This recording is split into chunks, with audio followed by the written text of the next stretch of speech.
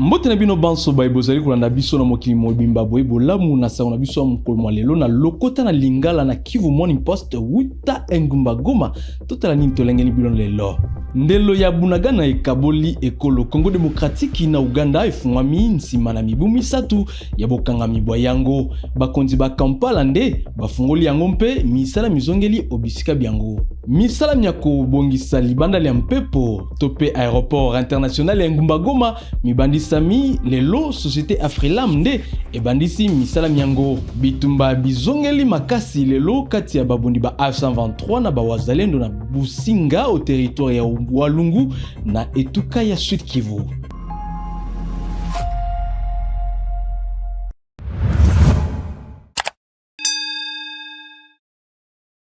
Mbote lisusu na bino banso ndelo ya Bunagana ekaboli bikolo Uganda na RDC ekangamaka wuta sanza ya motoba ya mobu nkoto mibale na tuku mibale na mibale efungwami sika mokolo mwa lelo mpe mituka mikatisaki ndelo ena Bertrand Bisimwa mokambi molandi wa Lingomba A123 apesi losako na Yoweri Museveni tata mokonzi wa ekolo Uganda oyo azwi mokano mona na ntinete misala miankita misale makati ya bikolo bibale bina. L'Ouganda rouvre depuis ce jeudi 10 juillet 2025 ses postes frontaliers avec la République démocratique du Congo dans sa partie orientale sous contrôle de la FCM 23. Sur place à Bunagana, même les autorités locales du gouvernement en place du côté congolais étaient présentes, selon les sources à notre possession. Cette réouverture a été matérialisée à Bunagana par le chef de cité, M. Désiré Kanyamarere. Pour lui, les populations des deux côtés, Ouganda et la RDC, se sentent soulagées car les trafics entre ces deux pays sont déjà opérationnels.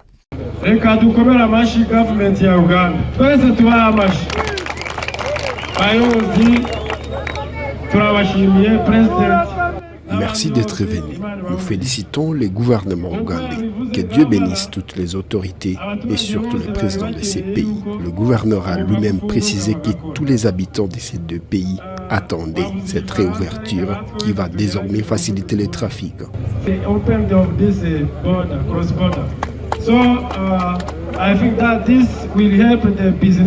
Toutes les commerçantes et commerçants vont commencer à traverser nos frontières pour exercer leurs activités quotidiennes.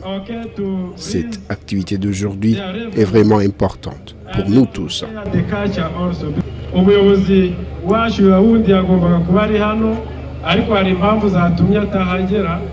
Le numéro 1 de la province du Nord Kivu devait être là, mais suite aux multiples tâches, il n'est pas venu. Mais recevez quand même ses salutations. C'est vraiment une opportunité non seulement pour les Ougandais, mais également pour les Congolais.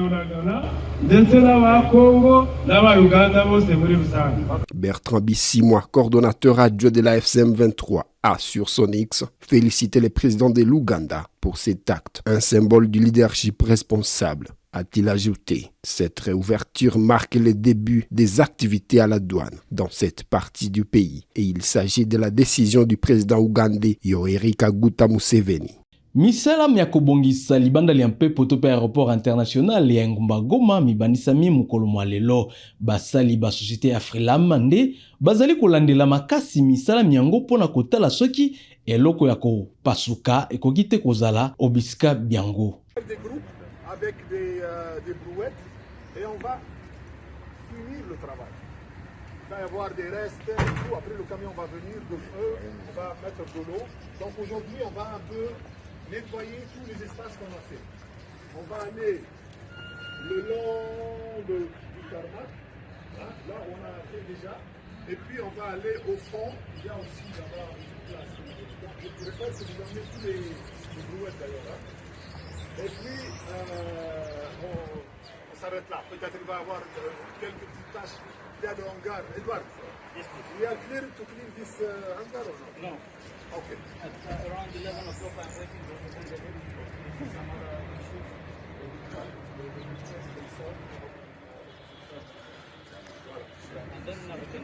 Voilà. Donc ça va être léger, mais ça va être de précision. Donc tous les papiers, tout, on rassemble, on met dans le camion, et puis on nettoie un petit peu. Voilà, et puis on range. Aujourd'hui, on a été renforcé par les deux équipes qui sentis pour devenir tout le jour, parce qu'on va attaquer la panne gazon. D'accord? Donc ils vont commencer à venir, ils en attaquent cette plateforme. Ils vont nous accompagner dans son être avec nous.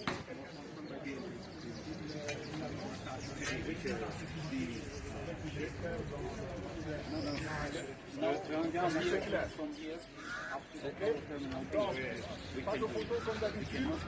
Et je passe le mot à Bruno, si tu veux dire 2 mots. Comme ça, on peut... Oui, bonjour à tous. Pour tous ceux que j'ai pas vus hier. Donc, comme je vous l'ai dit, on a amené l'équipe du NMAS. Le commandant des VOD Bangladeshi est aussi venu avec son équipe.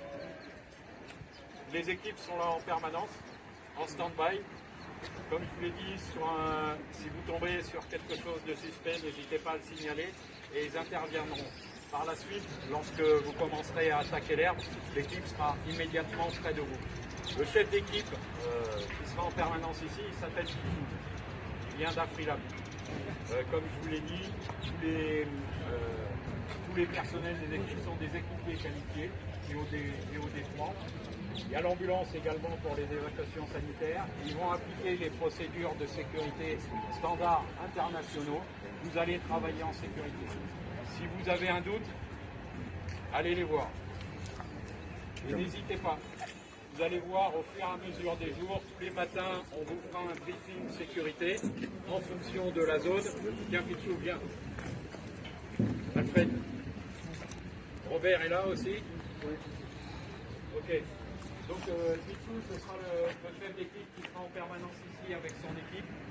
Et son infirmier, lève la main, ici.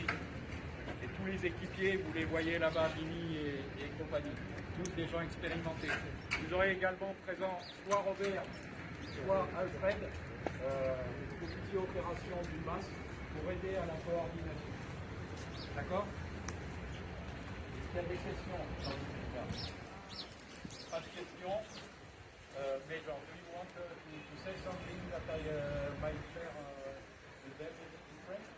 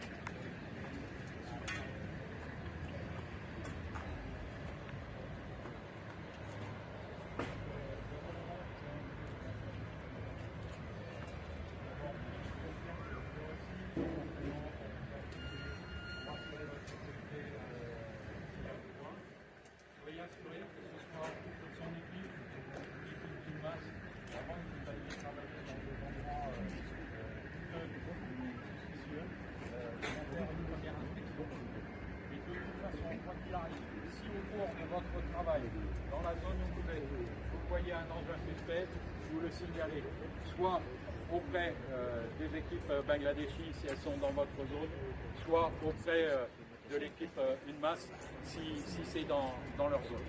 D'accord? Dernier point, je vous présente aussi donc Médard, qui est le chef des opérations adjoint. Il sera là aussi de temps en temps pour la coordination. Voilà.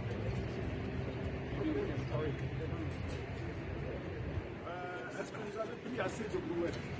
Oui. C'est bon? Plus maintenant ce qu'on a fait hier. bitumba bikasi kati ya babundi ba A123 na ba wazalendo bizongelaki lelo na mboka Businga na territoire ya Walungu na pena kilometre zomi na Nyangezi kolanda sango tozaki bitumba biango bipesi ba imboka bobangi mingi. Masasi iko Businga kule bako banapiga mabombe wazalendo na wa M23 kule njoko bako banapiga bili. Nyangezi no waka sana moto kabisa. Nyangezi sai kabisa ni mututo kwenda mbele kabisa, mangambo za kule Businga, Weza, Mulende, kule kote kabisa sai ni muziki wa leta. muziki wa leta njoko kule kabisa memusankre kabisa. Sa hii sankre yote konome kabisa na bayomba etu bale bazalwa na bamametu yo yuko kule tele kabisa, sasa wanazunguruka donge kule maotibimbi ayulu kule kote kule manguka kila bote basa jiposti kabisa hake usikie tu Nyangezi sai kabisa bingali kwa mangambo za mulenda ziafika musankre na yala njoto na wale bakwabo na bamama yetu aseba ni bamwanga pale danse. Nyangezi sai kabisa ni muziki kwenda mbele.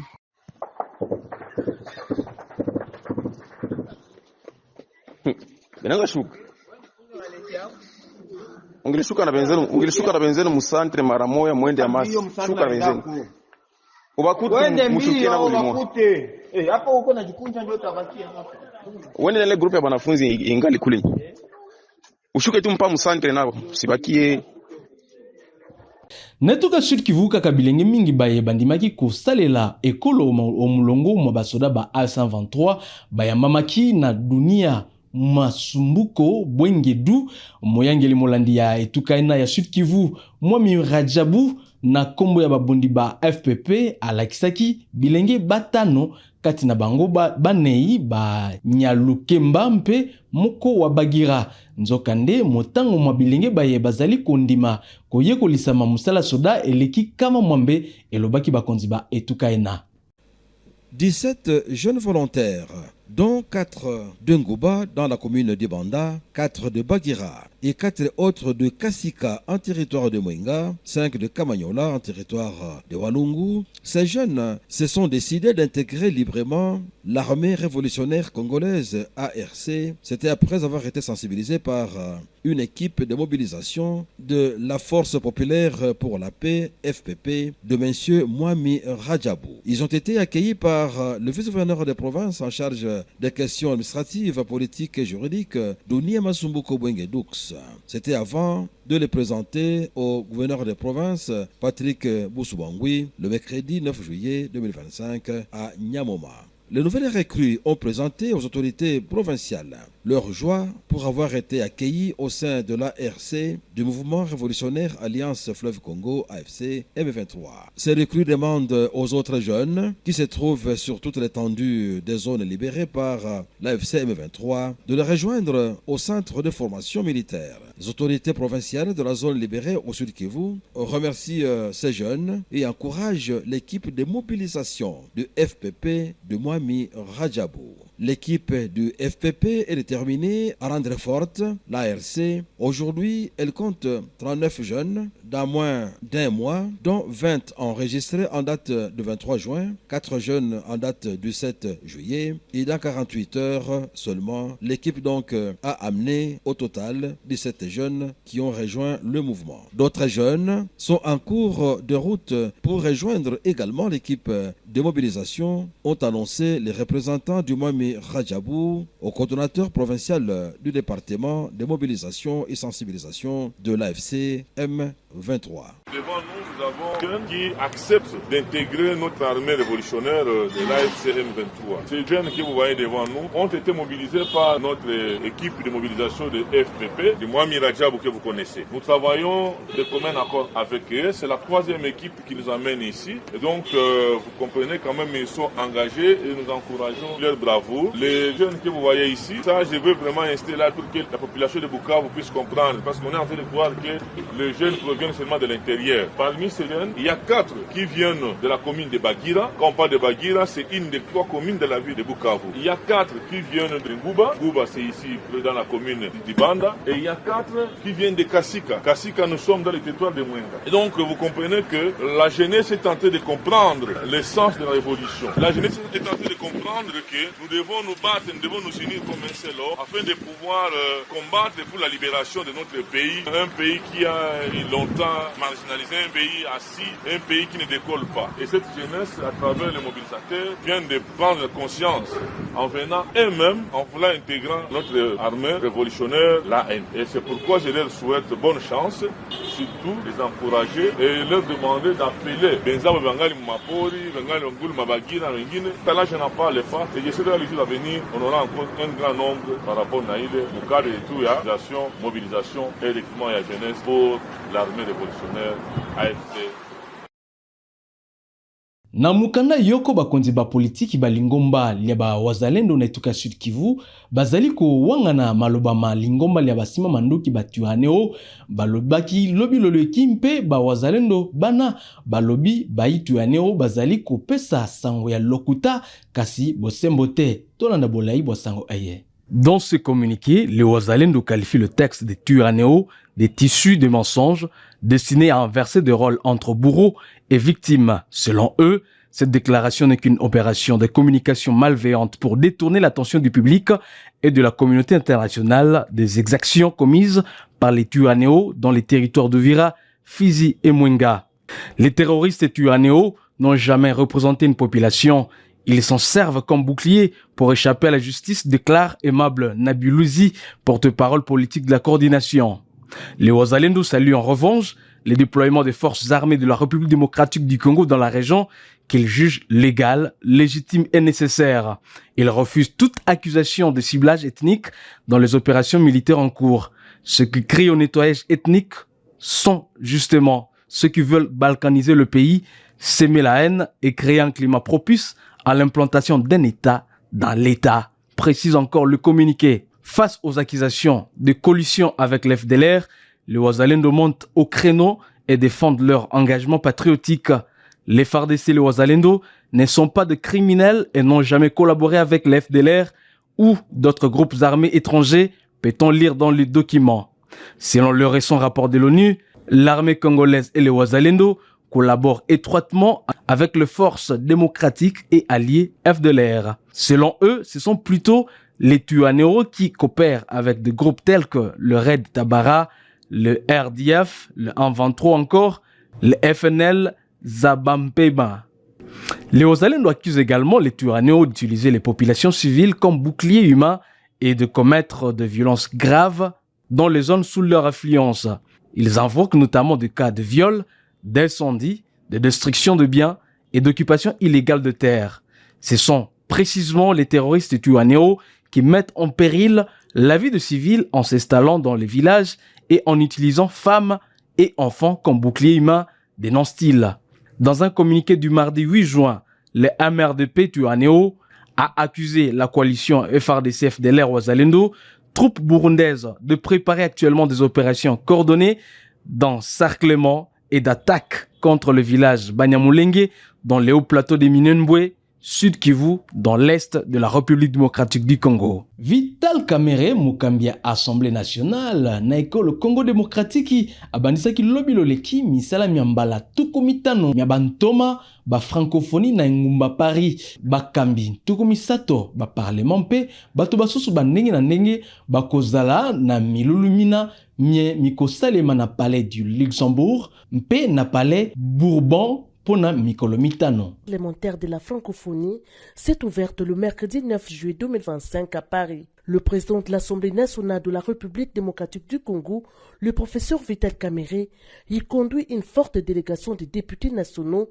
dont quelques jeunes parlementaires. Cette session qui se tient sous la houlette des présidents des deux chambres du Parlement français réunit 30 présidents des parlements, 550 délégués venant de plus de 60 sections. Pendant 5 jours, les travaux vont se tenir alternativement au palais du Luxembourg, où siège le Sénat, et au palais Bourbon, où siège l'Assemblée nationale. Ces assises se sont ouvertes par l'accueil des différents chefs de délégation sur les perrons du palais du Luxembourg par Gérard Larcher, président du Sénat, bien avant la tenue d'une réunion à huis clos des membres du bureau de l'APEF, où siège le président Vital Kamerhe pour les comptes de la RDC. La République démocratique du Congo, qui a accueilli tout récemment une mission des bons offices de l'APEF sur la crise entre la RDC et le Rwanda, sera encore d'actualité au cours des assises qui se tiennent à Paris, dont les différents travaux vont se focaliser sur des sujets liés notamment à la crise politique et sécuritaire dans l'espace francophone, l'égalité des droits, la protection des femmes dans les conflits armés, la lutte contre la délinquance financière et la criminalité organisée, ainsi que la lutte contre la désinformation. Dans un monde où de plus en plus beaucoup de pays font l'option du repli sur soi-même, l'APF croit au multilatéralisme. C'est en cela que la rencontre à Paris est en même temps une rencontre qui nous permet d'échanger sur la force du multilatéralisme. Que cette force du multilatéralisme se décline en ces différents points tels que les défis face donc au dérèglement climatique. Donc il y a de vrais défis à relever. Et donc le défi face au dérèglement climatique, les défis face aux crises énergétiques, parce que c'est une... Tala suka basa wana biso mkolmo wa lelo batata pe ba mama matono mingi na bino banso ba ibolanda biso tokuta na simu mkolmo lobi botikala malamu na mabota mabino banso.